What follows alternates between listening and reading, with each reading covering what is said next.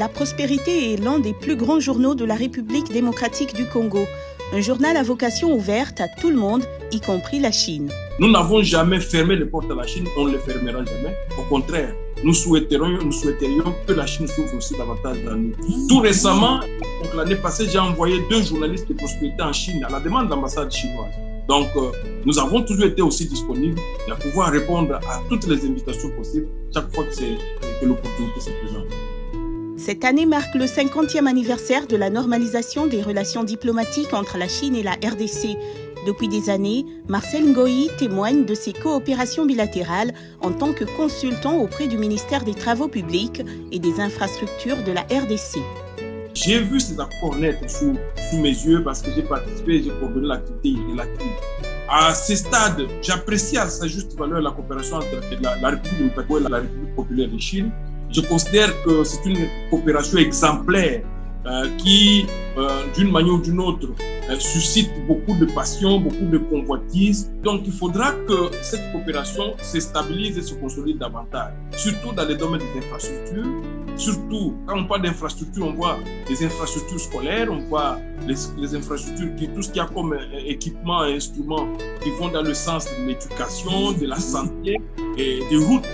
Et cette coopération doit se poursuivre parce que le Congo en a besoin. Même quand on doit aller aux élections l'année prochaine, nous avons des coins, des territoires qui sont reculés, qui souffrent de l'accessibilité et on a des difficultés pour y arriver. Donc on a besoin d'un pays comme la Chine qui connaît, qui a traversé plusieurs zones de turbulence pour nous aider à pouvoir bâtir davantage notre République. Donc nous avons bien soif de connaître ce boom économique que la Chine a pu connaître elle, et si elle peut la transporter vers le Congo pour qu'aujourd'hui nous puissions booster notre économie, que nous puissions sortir de l'ornière, sortir de la paupérisation, de la souffrance actuelle.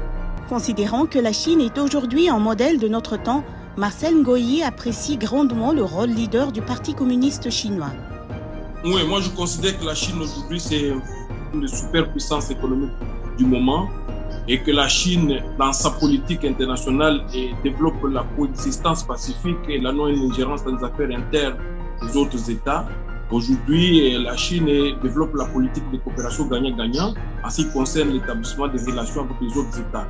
Donc la Chine, aujourd'hui, c'est une Chine ouverte économiquement, mais qui a son parti communiste chinois qui sert de levier, qui sert de bouclier en ce qui concerne la discipline, l'orientation et la vision politique du pays. Le président chinois Xi Jinping a appelé à construire une communauté de destin pour l'humanité afin d'intensifier les échanges entre la Chine et le reste du monde, un concept très bien accueilli en Afrique. Bon, la toute dernière fois que Xi Jinping a été en Afrique, il a prononcé un discours important pour l'Afrique. La Chine est l'un des rares pays aujourd'hui à avoir un programme de développement et de coopération avec l'Afrique.